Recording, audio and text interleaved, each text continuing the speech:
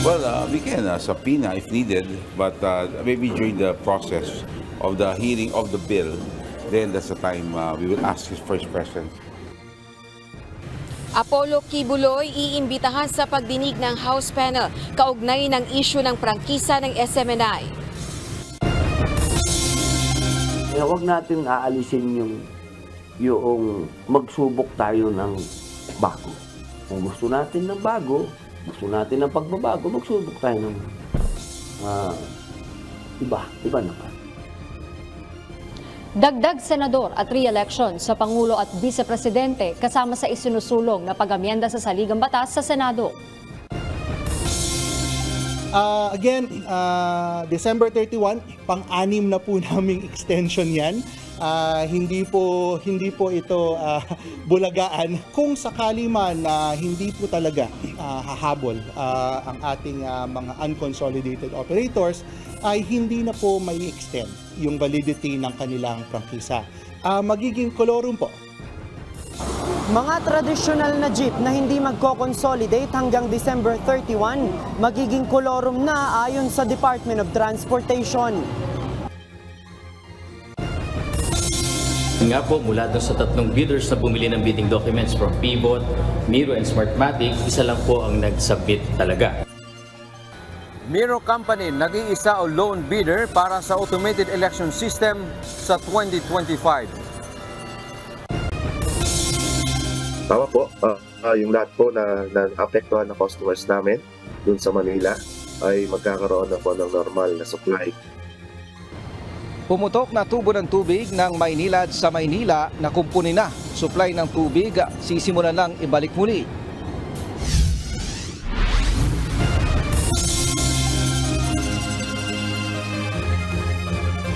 Magandang hapon Pilipinas at sa buong mundo. Una sa ating mga balita.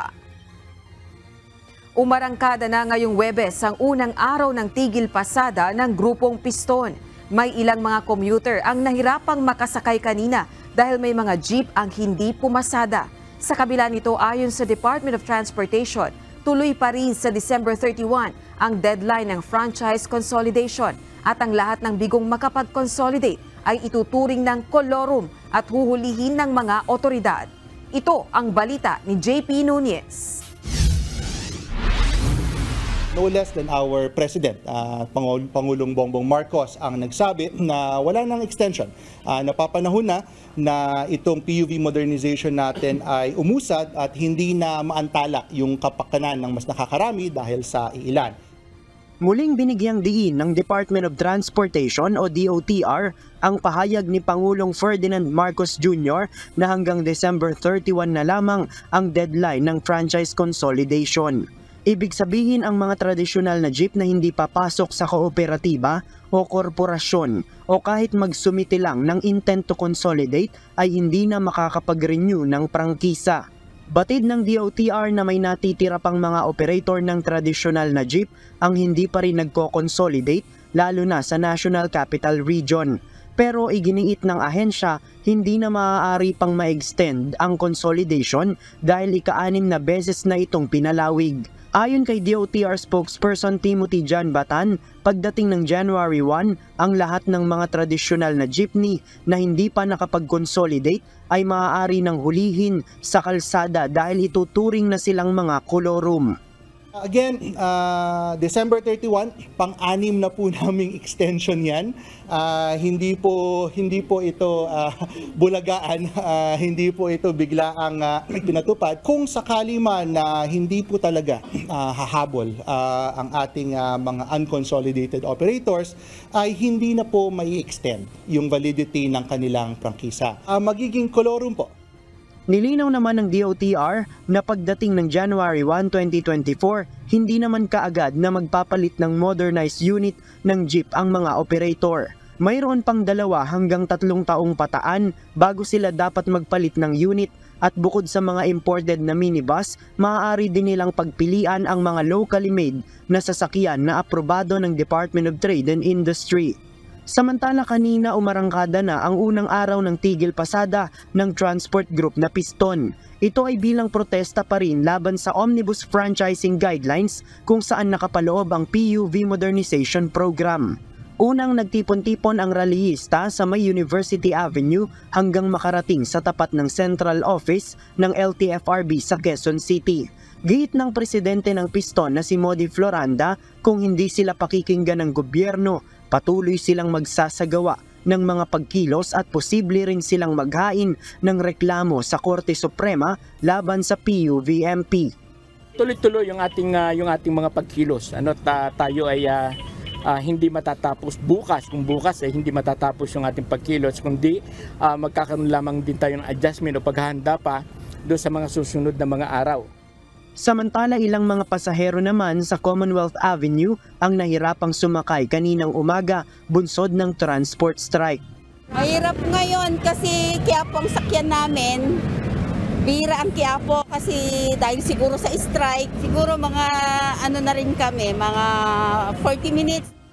Mahirap nga, kanina pa kami, nainitan na kami.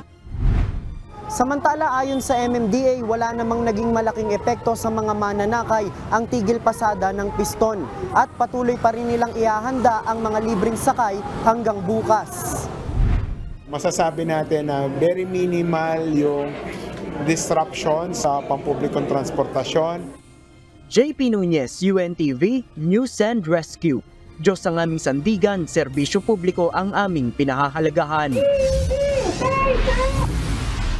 Natapos na ang pagkukumpuni ng pumutok na tubo ng Maynilad sa Manila. Unti-unti na ring sinimula na maibalik ang supply ng tubig sa mga residente.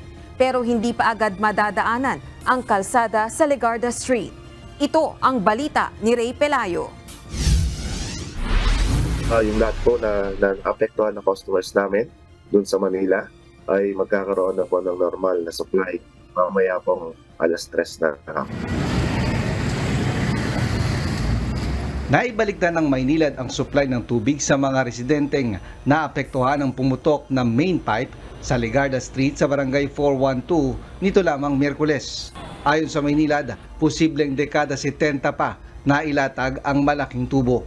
Ang ginawa po namin manner ng pag-repair ay pinalitan po namin yung short segment ng 900 mm pipe na nag-break kahapon. Nagrasyon ng tubig ang mga tangke ng Maynilad para may magamit ang mga apektadong residente at may mga fire truck din na tumulong. Nasa 6,400 na mga bahay ang nawalan ng tubig dahil sa insidente. Mahirap po kasi malagay yung tubig sa amin. O ngayon, nakapila po kami. Yung mga natira lang, yun po pinanggagamit namin pambusa CR. Medyo mahirap kasi unang-una itong native ko, malayo pa yung bahay pa. Third pa ang bahay namin. Bagamat naayos na ang nasirang tubo, sa ngayon ay hindi pa masabi ng Maynilad kung kailan maaaring daanan ang kalsadang apektado ng pipe repair.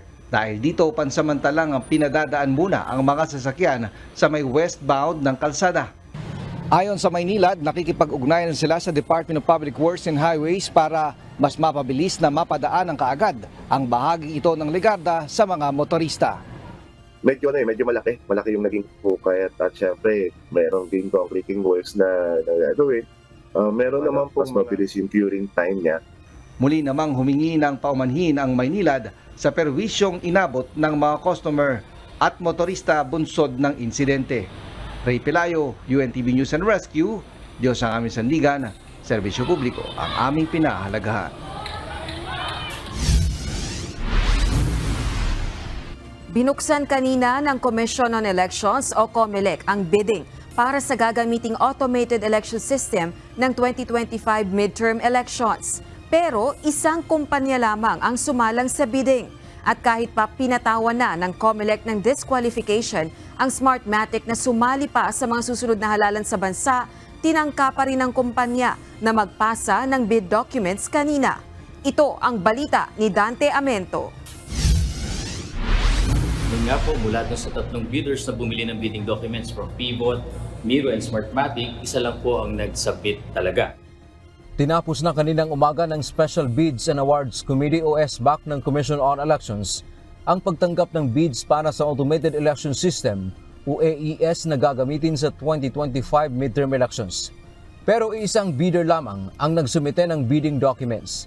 Ito ang Miro Systems Company Limited na nakabase sa South Korea. Noong October 31, may 3 kumpanya ang bumili ng bidding documents. Ito ang Miro, Pivot International at maging ang long-time partner ng COMELEC na Smartmatic.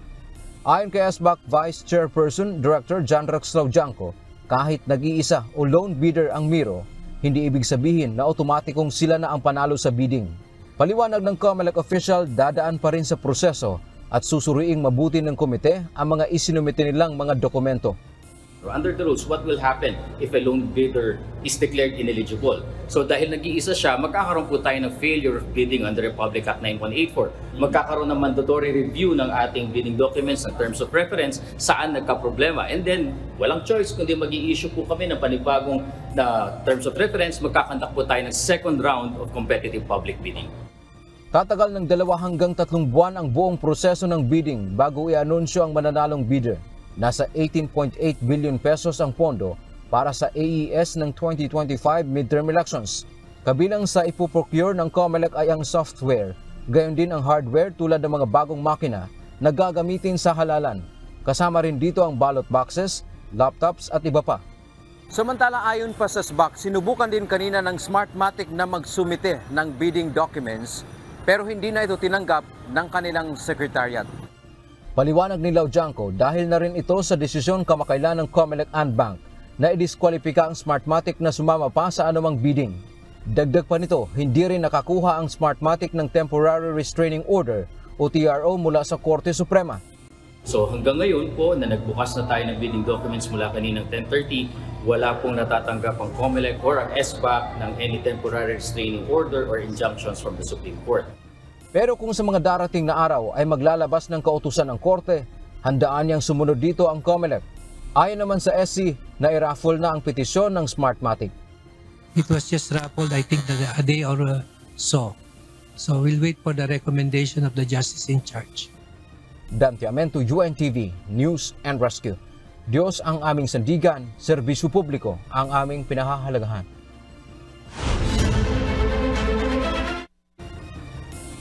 Samantala, sa kapapasok lamang na balita, diniskwalipika na ng COMELEC ang kaisa-isang bidder para sa automated election system sa midterm elections sa 2025. Ayon sa COMELEC, bigo ang Miro Systems Company na mag-comply sa full legal requirements na nakasaad sa ilalim ng Republic Act 9184 na nagresulta sa failure of bidding. Tulad na lamang na walang English translation ang kanilang supporting documents. Inaasahang magbubukas muli ng bidding ang COMELEC sa susunod na taon. Abangan ang iba pang mga detalye mamaya sa Y News. Nasecure na ng Pilipinas ang pagiging miyembro ng Loss and Damage Fund Board ng 28th United Nations Climate Change Conference o COP28 sa Dubai, United Arab Emirates. Paliwanag ni Pangulong Ferdinand Marcos Jr., nangangahulugan ito na magsisilbing full member ang Pilipinas ng 2 taon sa year 2024 at 2026 at 1 taon bilang alternate member ng nasabing board sa 2025. Layo nito na matulungan ang mga bansa na hirap makabangon mula sa epekto ng climate disasters. Noong nakaraang COP28, umabot sa mahigit $700 million pledges ang nalikom ng organisasyon mula sa mga developing country.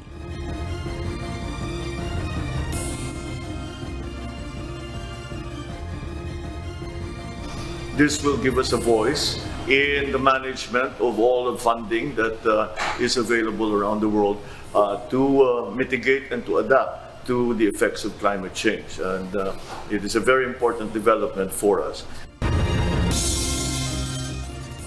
Samantala, nagkasundo na ang Pilipinas, Japan at ang Estados Unidos na palakasin pa ang trilateral cooperation sa usapin ng defense at security capabilities. Ito'y matapos ang pinakabagong harassment na ginawa ng China sa mga barko ng Pilipinas sa West Philippine Sea na nagsasagawa ng rotation at resupply mission.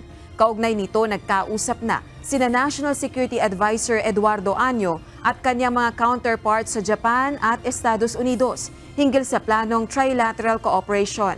Layo ng tatlong bansa na palakasin ang maritime security sa pamamagitan ng pagsasagawa ng joint patrols at capacity building, gayon din ang humanitarian assistance, disaster relief, cybersecurity, critical infrastructure protection at economic security. Target ng tatlong bansa na masimulan ang kanilang mga plano sa mga susunod na buwan. Ipinadeport na ng pamahalaan patungong Shanghai, China ang 180 Chinese nationals na nabistong iligal na nagtatrabaho sa ipinasarang Pogo Hub sa Pasay City noong Oktubre. Sa inilabas na pahayag ni Presidential Anti-Organized Crime Commission o PAOK Undersecretary Gilbert Cruz, ang mga ito ay itinuturing na mga illegal alien dahil wala silang dokumento para manatili sa bansa. Katuwang ng PAOK sa ginawang deportation ang puwersa ng Bureau of Immigration. Ayon sa mga otoridad, ang mga ito ay pawang mga empleyado ng Smart Web Technology Pogo Hub. Ang naturang establishmento ay nauna ng sinalakay ng mga otoridad noong Oktubre dahil sa pag-ooperate ng prostitution den. Sa naturang operasyon, ilang Pilipina at dayuhan ang na-rescue ng mga otoridad. Ang mga ipinadeport ay inaasahang kakasuhan sa China. Iimbitahan ng House Committee on Legislative Franchises si Apollo Kibuloy sa pagdinig ng prangkisa ng Sunshine Media Network International o SMNI. Ito ay dahil naging may-ari rin ng network ang leader ng religious organization. Ito ang balita. We can subpoena if needed, but maybe during the process of the hearing of the bill, then that's the time we will ask his first questions. Matapos na ma-refer sa House Committee on Legislative Franchises, inaasahang sisimula ng deliberasyon ng komite kaugnay ng panukalang inihain upang mapawalang bisa ang prangkisa ng Suarasug Media Corporation o kilala sa tawag na Sunshine Media Network International o SMNI. Bunso dito ng umunoy sari-saring paglabag sa probisyon ng prangkisa nito. Ayon sa chairperson ng komite na si Parañaque Representative Gus Tambunting, iimbitahan nila sa pagdinig si Apollo Kibuloy na minsang naging may-ari ng broadcast station. Inaasahang uumpisahan sa January 2024 ang pagdinig ng panel sa House Bill No. 9710 na nais ipawalang bisa ang Republic Act No. 11422 o ang prangkisang ipinagkaloob sa Suarasug noong 2019. Si One Rider Party List Representative Ramon Rodrigo Gutierrez ang naghain ng panukalang batas. The strongest ground would be that on the substance of the reports. Doon po sa Section 4, the responsibility to the public, we've seen po na although the lawyers would indicate that these are mere inaccuracies, with the other resource persons, I think we've established enough that there is a pattern towards this misinformation po that they're reporting. Unang inimbitahan si Kibuloy sa pagdinig ng komite kaugnay ng House Resolution 1499 na humihikayat sa National Telecommunications Commission o NTC na suspindihin ang operasyon ng SMNI. Subalit hindi dumalo si Kibuloy dahil hindi na umano siya opisyal ng network. Nag-ugat ang pag-iimbestiga ng Kongreso sa prangkisa ng SMNI sa hindi kumpirmadong impormasyon ng isa sa mga program host nito na si Jeffrey K. Eric Celis patungkol sa foreign travel expenses ni Speaker Martin Romualdez. Nanindigan naman ang legal counsel ng SMNI na walang ginagawang paglabag ang istasyon sa probisyon ng prangkisa nito. Yun ang allegation nila, kailangan na i-prove yan. Kasi as long as hindi nila ma-prove, there's always a presumption of good faith. There's a presumption na na-comply ng SMNI ang lahat po na mga tinatawag na provisions ng prangkisa. Rosa Licoz, UNTV News and Rescue. Diyos ang aming sandigan, serbisyo publiko ang aming pinahahalagahan. Formal nang hiniling ni Senate Deputy Minority Leader Senator Risa Ontiveros sa Department of Justice na maglabas ng Immigration Lookout Bulletin o ILBO laban sa religious leader na si Apollo Kibuloy. Sa isang liham, hiniling ng mambabatas sa DOJ na maglabas na ng naturang Lookout Bulletin laban sa religious leader para matiyak na nasa Pilipinas ito kapag sinimulan na ang investigasyon sa Senado.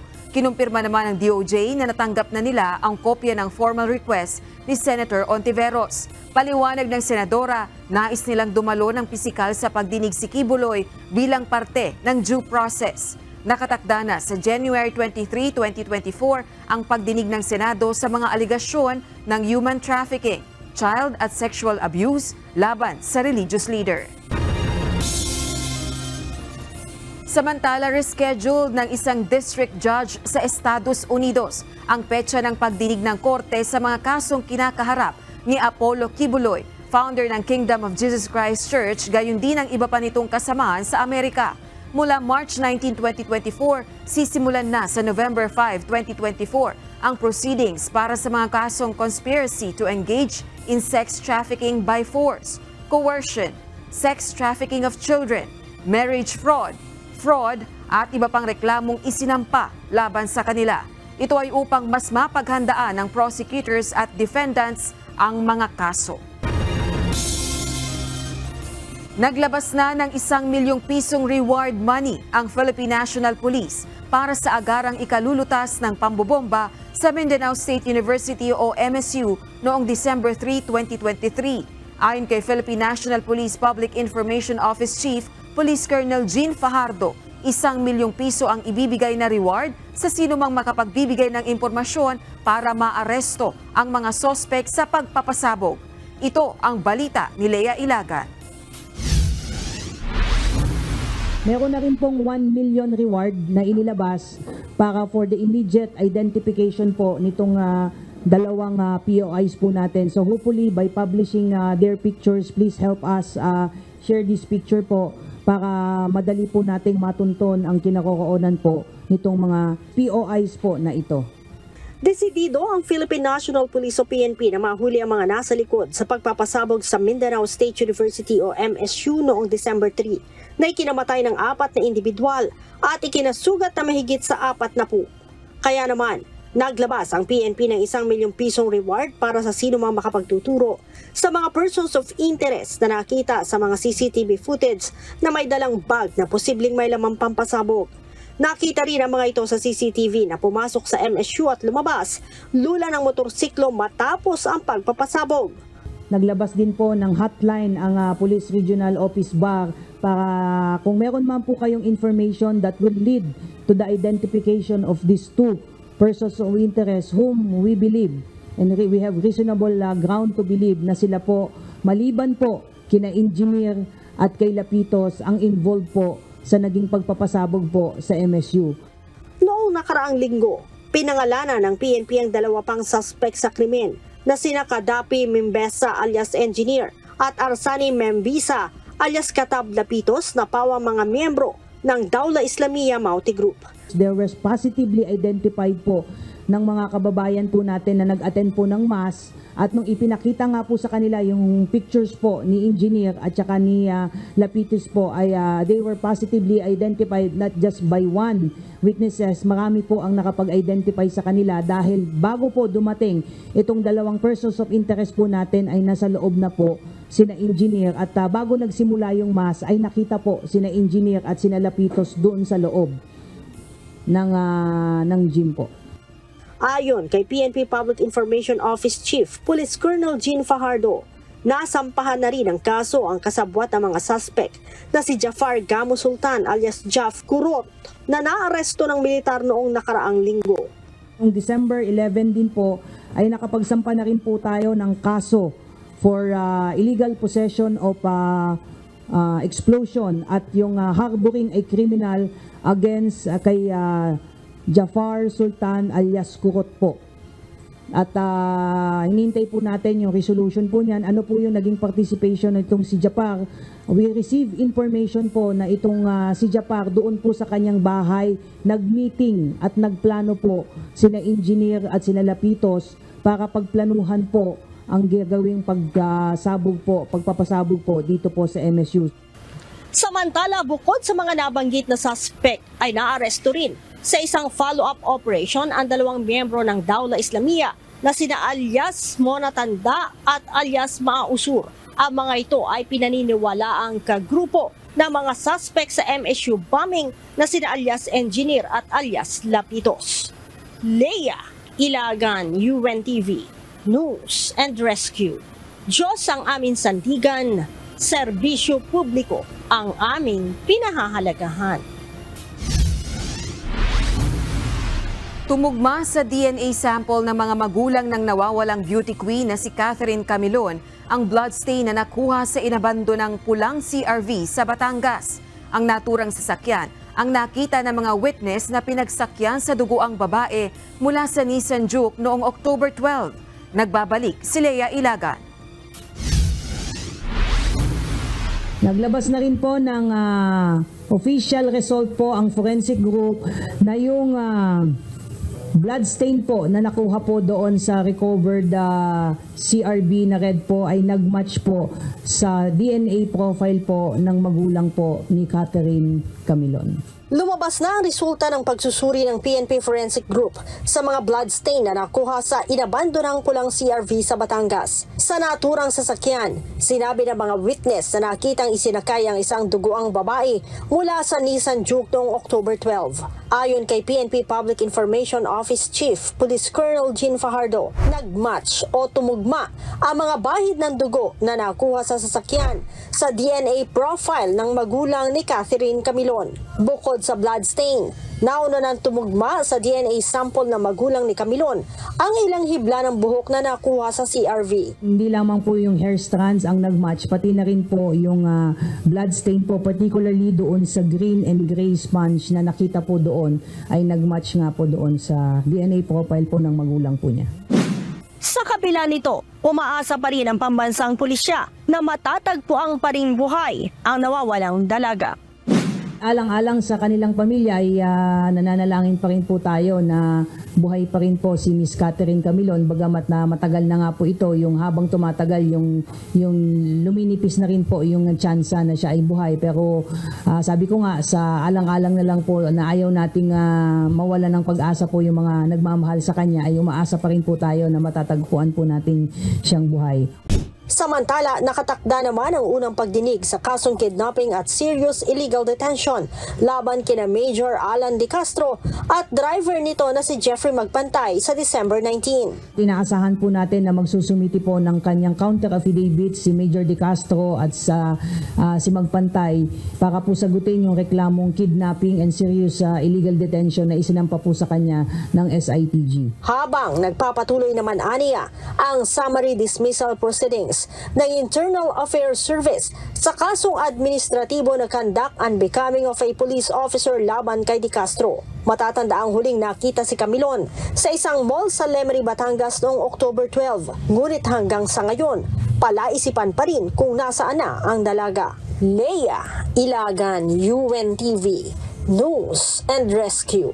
Diyos ang aming sandigan, serbisyo publiko ang aming pinahahalagahan. Narito naman ang mga balitang nakalap ng UNTV News Global Correspondents, ihahatid ni Nerissa Dando live mula sa Japan.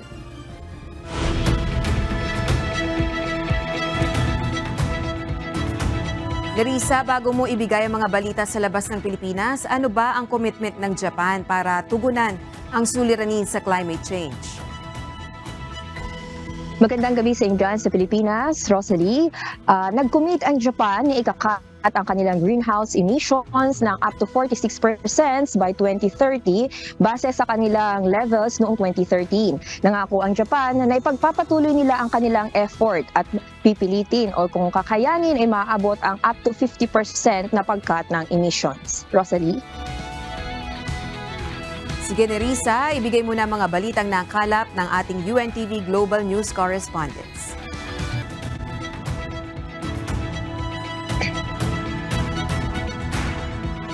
Matagumpay na naisagawa ang United Nations Climate Change Conference sa Dubai, United Arab Emirates. Mahigit $85 billion na pondo gagamitin upang patuloy na labanan ang climate change. Ito ang balita ni Rejan Bolivar. We have given it a robust action plan to keep 1.5 within reach. Hearing no objection, it is so decided. Isang makasaysayang pagtatapos ang nasaksihan sa katatapos lamang na United Nations Climate Change Conference o COP28 na ginanap sa Dubai, United Arab Emirates simula November 20, 2023 hanggang December 12, 2023. Dinaluhan ito ng mga leaders mula sa iba't ibang bansa, pati na rin ng mga top officials. Layo ng COP28 na maisulong ang mga pagbabago upang maibsan at masolusyonan ang mga crisis na nararanasan ng mundo dulot ng climate change. Sa loob ng 2 linggong mga pag-uusap, nakakuha ang UN ng $85 billion at 11 pledges and declarations na nakatuon sa climate action. Halos 200 mga representante rin mula sa iba't ibang nasyon ang sumang-ayon sa pagbabawas ng pagkonsumo ng fossil fuels upang maabot ang carbon net zero sa taong 2050 at paglimita sa 1.5 degrees Celsius ang global warming. Nagkaroon ng pag-uusap ukol sa paggamit ng fossil fuels dahil ang marami sa mga oil-producing countries ay dito kumukuha ng kanilang kinikita para sa kanilang bansa. Ilan naman sa mga ipinangakong gagawin ng mga bansa ay ang mga sumusunod. Una, ang Loss and Damage Fund na umabot sa $792 million upang matulungan ng mga vulnerable countries sa panahon ng climate disasters. Titriplihin din ng renewable energy capacity ng buong mundo sa taong 2030 at ang nuclear energy capacity sa taong 2050. 160 countries naman ang sumang-ayon na uunahin nila ang food and agriculture systems ng kanilang national climate plans. I would like to express my deepest gratitude to all who made this happen. To every country who came and made this COP a success, I say thank you. Ang climate change at global warming ang itinuturong isang malaking dahilan ng kinakaharap ng mundo na extreme weather at mga kalamidad. Kaya naman mahalaga na mapag-usapan ang mga hakbang upang maiwasan ito. Samantala, isasagawa naman sa November 2024 ang COP29 sa Azerbaijan.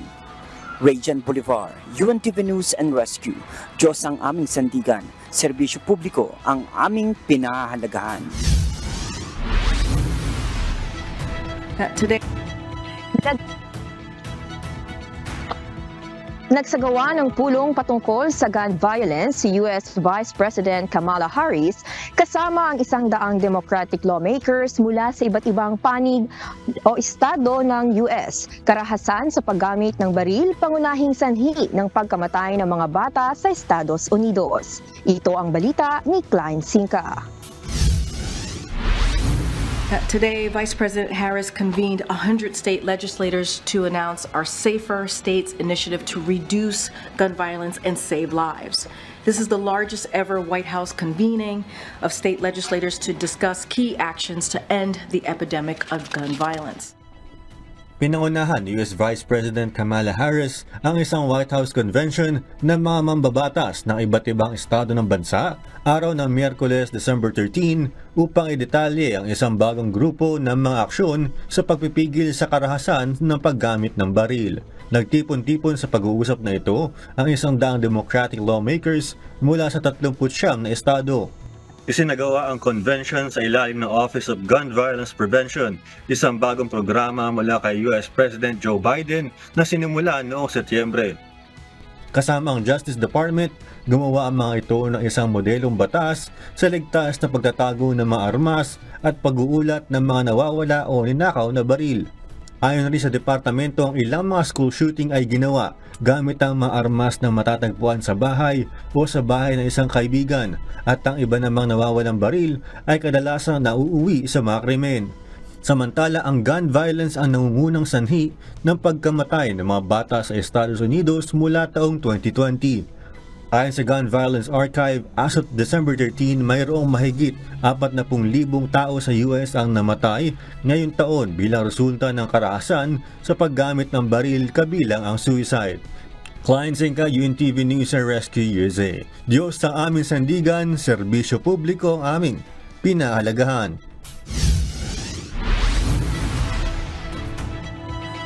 Bumoto ang US House of Representatives upang formal na aprubahan ang impeachment inquiry laban kay US President Joe Biden. 3 Republican Senate-led House committees ang nangangalap ng anumang ebidensya ng katiwalian na posibleng mag-ugnay kay President Biden sa business dealings ng mga miyembro ng pamilya nito. Inaakusahan ang Democratic President at kanyang mga kaanak ng hindi akmang pagkakaroon ng ganansya ng Vice Presidente pa ito ni dating Pangulong Barack Obama. Batay naman sa White House, walang basehan ang investigasyon at pag-abuso sa kapangyarihan ng House Republicans. Halos 1,000 tao o isang libong tao ang bumisita kasama ang mga staff ng Manday Reserve sa huling araw sa Singapore River Wonders, ang first giant panda cub ng bansa na si Lele. Paghahanda ito para sa month-long quarantine ng panda cub bago ang departure nito pabalik ng China upang sumali sa Giant Panda Conservation Program. Sa quarantine period na ito, mag-a-undergo ng training si Lele upang masanay sa mga cues, commands at hand signals na kakailanganin niya sa kanyang pagbiyahe sakay ng specially arranged Singapore Airlines VIP flight. Nakatakdang ibiyahe ang panda cub sa January 16, 2024. Mula Changi Airport patungong Chengdu Chuangliu International Airport. Kalinsabay ng nalalapit na pag-alis ni Lele, mayroong paint by numbers exhibit sa labas ng Pavilion Capital Giant Panda Forest kung saan maaaring maglagay ng artistic strokes ang publiko. Ipinagdiwang ng Perseverance rover ang 1,000 Martian days nito sa Mars. Ang Martian Day o Sol mas mahaba ng kaunti kaysa sa Earth Day. Ang isang araw sa Mars ay katumbas ng 24 hours and 37 minutes sa Earth. Unang nagland ang robot na kasing laki ng kotse noong February 18, 2021. Kaya naman tinataya nitong December 13, 2023 ang ika-1,000 araw nito. Mula noon, patuloy nang naglibot ang robot sa Red Planet upang i-explore ito. Iba't ibang impormasyon na rin ukol sa Mars ang naipadala ng Perseverance, subalit ang isa sa malaking challenge ay kung paano maibabalik ang mga samples na nakuha nito mula sa Mars papunta sa mundo. At yan ang mga balita mula sa iba't ibang panig ng mundo. Mula dito sa Nagoya, Japan, ako si Nerissa Dando. Magandang gabi. Balita muli sa loob ng Pilipinas, nagpaalaala ang Department of Labor and Employment sa mga employer hinggil sa pagbibigay ng tamang pasahod sa mga manggagawa sa mga araw na idineklarang regular at special non-working holidays ngayong Disyembre. Base sa DOLE Advisory, ang lahat ng mga empleyadong papasok sa regular holidays na December 25 at December 30 ay dapat na paswelduhin ng 200% ng kanilang basic pay. At 100% naman ng sahod ang dapat na matanggap kung hindi papasok sa mga naturang petsa. Dagdag na 30% naman ng hourly rate ang dapat na makuha ng mga mag-o-overtime sa trabaho. Habang 30% naman ng double pay ang dapat na ipasahod sa mga manggagawa na papasok sa panahon ng kanyang rest day. Samantala, pag-iirali naman ang no work, no pay sa special non-working holidays gayang December 26 at December 31, depende sa patakaran o patakaran ng kumpanya. Matapos mabigo sa pagsisimula ng taon, muling isinusulong ng isang mambabata sa Senado ang panukalang Charter Change o CHACHA. Pero hindi tulad sa nauna nitong panukala, plano ngayong isulong ang pag-amyenda sa mga probisyon na may kinalaman sa politika. Ito ang balita ni Harleen Delgado.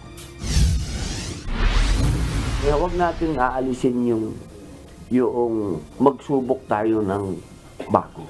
Kung gusto natin ng bago, gusto natin ng pagbabago, magsubok tayo ng iba naman. Muling itinutulak ni Senator Robin Padilla na siyang chairperson ng Senate Committee on Constitutional Amendments and Revision of Codes ang pag-amyenda sa konstitusyon, pero di gaya sa una nitong isinulong na pagbabago sa economic provisions na hindi umusad sa Senado. Nakasentro ngayon ang panukalang amyendahan ang mga probisyon sa saligang batas na may kinalaman sa politika. Sa resolution of both houses number 5, ipinapanukala ng mambabatas na dagdagan ang bilang ng mga senador sa bansa. Sa ilalim ng panukala, 54 na ang senador. 24 pa rin ang national senators na may 8 taong termino at papayagan ang 2 magkasunod na termino, habang 30 ang iboboto mula sa iba't ibang rehiyon na may 4 na taong termino at papayagan ng hanggang 3 magkakasunod na termino. Para sa senador, panahon na raw para magkaroon ng tamang representasyon ang mga rehiyon. At sa palagay ko naman, handa naman ng Senado dyan dahil nung huling pumasyal kami doon sa pinagagawang bagong gusali ng Senado, ang daming opisina. Sabi ko, parang handa naman itong Senado na madagdagan ng mga senators. Magkasama namang iboboto ang presidente at vice-presidente na magkakaroon ng 4 na taong termino at papayagan ng isang re-election. Hindi naman na maaaring tumakbo sa pagkapresidente ang kasalukuyan at mga dati nang naging pangulo. Magkakaroon naman ng 4 na taong termino ang mga local official, maliban na lamang sa barangay officials. Umaasa ngayon si Senator Padilla na magkakaroon na ito ng pag-asa sa Senado. Bukod dito, naniniwala rin ang mambabatas na dapat magkaisa na ang mga partido para umusad na ang charter change o CHA-CHA. Kaya patuloy daw ang kanyang panunuyo kay Senate Minority Leader Aquilino Coco Pimentel na nasa kabilang panig ng PDP laban na nagsusulong naman ng federalismo.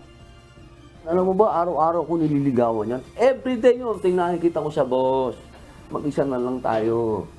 Hindi, lagi lang nila sinasabi, antayin na lang natin yung Supreme Court.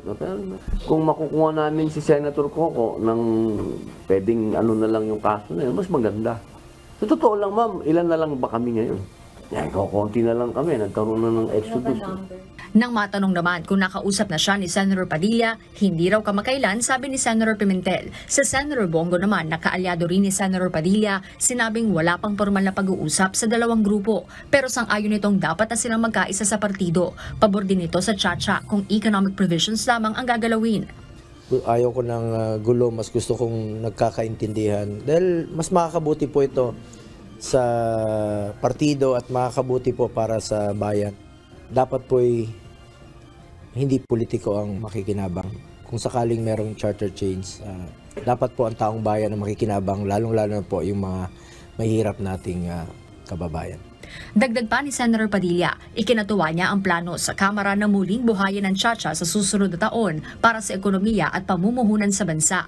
Pero aminado itong magiging matamlay muli ang pagtanggap nito sa Senado. Kaya gaya sa Kamara, nais ng senador na daanin sa People's Initiative ang pagboto sa pag-amyenda ng konstitusyon para taong bayanaan niya mismo ang magdedesisyon. Jorlene Delgado, UNTV News and Rescue. Diyos ang aming sandigan, serbisyo publiko ang aming pinahahalagahan.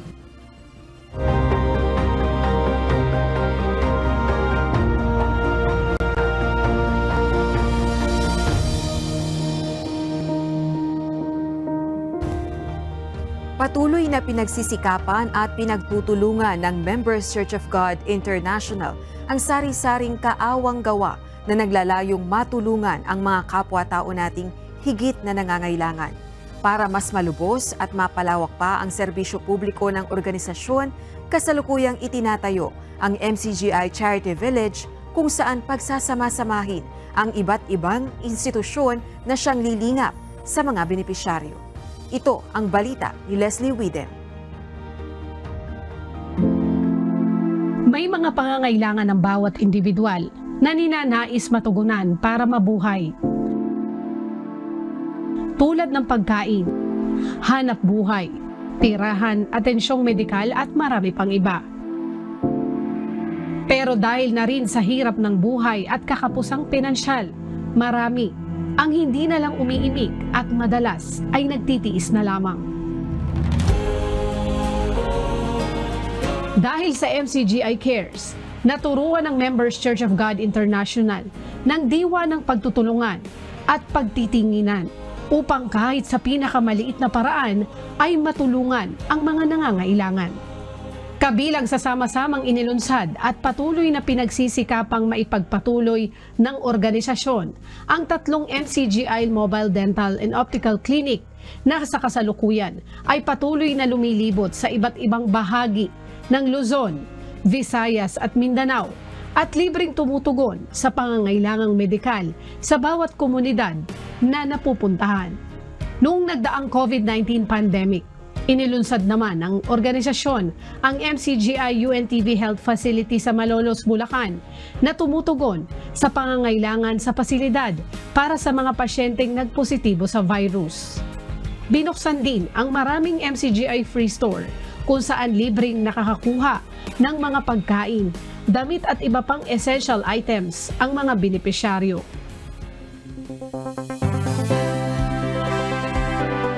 Sa hangaring masunod ang nakasulat sa Biblia na saklolohan ang mga napipiti, lingapin ang mga ulila, babaeng bao at mga may hirap, kasalukuyang itinatayo sa MCGI compound sa Apalit, Pampanga ang MCGI Charity Village na inilunsad sa pangunguna ni Kuya Daniel Rason kamakailan. Ayan, palakpakan naman po natin! Pagsasama-samahin dito ang mga matatagal ng proyekto na pinasimulan ng organisasyon tulad ng MCGI Orphanage, Home for the Abandoned Babies, Home for Special Children, KFI Home for the Elderly and Person with Disability at KFI Home for Minors. Isa si Lorraine sa mga kinukupkop ng MCGI sa KFI Home for the Minors. Kasama ang kanyang kapatid, dinala sila ng kanilang ama sa Maynila mula sa Bicol at ipinaampon dahil sa kahirapan. Ang alam ko po hindi po niya kami kayang buhayin. Kasi po mahirap po kami.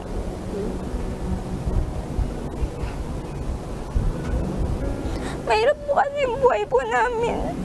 Si Papa po nangangalakal po siya. Para po meron po kaming pambuhay. Yung po, dinala niya po kami dito. Hindi ko din po alam na dito po kami dadalhin. Tapos mag-i-stay na po kami. Ang dating overseas Filipino worker naman na si Nori, na isa sa kinukupkop sa Home for the Elderly and Persons with Disability, na ubos noon ang ipon sa pagpapagamot dahil sa karamdamang matapos umuwi ng Pilipinas. Nung pumunta ko dito for dialysis ako, kasi yung pera ko naubos na sa papagamot. Dito ko na rin na-detect na may cancer ako. Dumating ako sa point na I really became hopeless. Kuliyang bao na po ako. Ang mga anak ko naman may kanya-kanya ng pamilya. Lubos ang pasasalamat ng mga benepisyaryo tungkol sa mas pinaganda at pinalawak na paglingap sa kanila ng grupo. Dito talaga well taken care of kami. No, wala kaming dapat i-complain kasi satisfied clients kami rito eh. We eat on time, medication namin on time. Ang totoo, hindi ko naranasan ang ganda ng buhay dito kaysa sa labas. Naramdaman ko yung pagmamahal ng Diyos, yung awa, habag, kasi karamihan sa amin may sakit, walang anuman. Pero yung pagmamahal ng Diyos nandyan, hanggang sa huling sandali ng buhay mo, hindi ka pababayaan. Yung pinapakita nila na ka po nila, tanggap ka nila. Naramdaman ko dito yung tunay na pagkalinga ng tunay ng mga magulang po. Madami po kong naging kapatid. Then, mga parang tumayo pong magulang sa akin. Parang big family nga po. Madaming kalaro, madaming kasamang bata. Ang itatayong MCGI Charity Village sa Apalit, Pampanga ay magsisilbing modelo sa iba pang mga charity village na itatayo rin sa iba't ibang dako kung saan naroon ang MCGI. Magkakaroon ito ng mga pasilidad na tiyak na magagamit at pakikinabangan sa paglingap sa mga nangangailangan. Pinagsisikapan natin sa MCGI na mapagtulong-tulungan, na masikap natin na magawa yung paglingap sa mga nangangailangan, yung mga walang anuman, yung mga talagang mga ulila, mga babaeng bao, anumang bagay na may kinalaman sa pagkakaawang gawa sa paggawa ng kabutihan at paglingap sa ating mga kapwa-tao. Mahalaga yon sa paningin ng Diyos. Tinayak naman ng lokal na pamahalaan ang kanilang suporta sa naturang proyekto ng MCGI. So napakalaking charity nito. I would like to assure each and everyone that the local government of Apalit is always with you sa mga gawain po na alam po nating makakabuti para sa ating bayan. Huwag po kayo magatubili nandoon lang naman po kami. Ang lahat ng nasimulan at ipinagpapatuloy na mga proyekto ay bahagi ng pag-ibig na itinuro at isinasabuhay ng Members Church of God International. We have to start somewhere. At dun sa mga bagay nating inuumpisahan, lahat po ng inuumpisahan ay hindi magiging maayos kung hindi matatapos. At sa tulong at awa ng Panginoon, sana kung hindi ko man makita ang katapusan po nito, ay ipagpatuloy ninyo ang pagnanasa na laging makagawa ng kabutihan sa ating mga kapatid at sa ating mga kapwa-tao. Leslie Widem, UNTV News and Rescue. Diyos ang aming sandigan, serbisyo publiko ang aming pinahalagahan.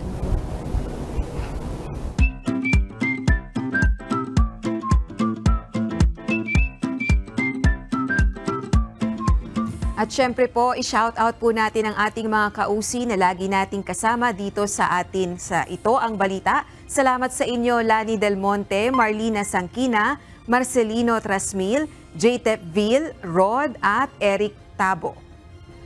Narito naman ang salita ng Diyos na ating sandigan mula sa aklat ng unang Juan 4:9 hanggang 10. Dito nahayag ang pag-ibig ng Diyos sa atin, sapagkat sinugo ng Diyos ang kanyang bugtong na anak sa sanglibutan upang tayo'y mabuhay sa pamamagitan niya. Narito ang pag-ibig, hindi sa tayo'y umibig sa Diyos, kundi siya ang umibig sa atin at sinugo ang kanyang anak na pampalubag loob sa ating mga kasalanan.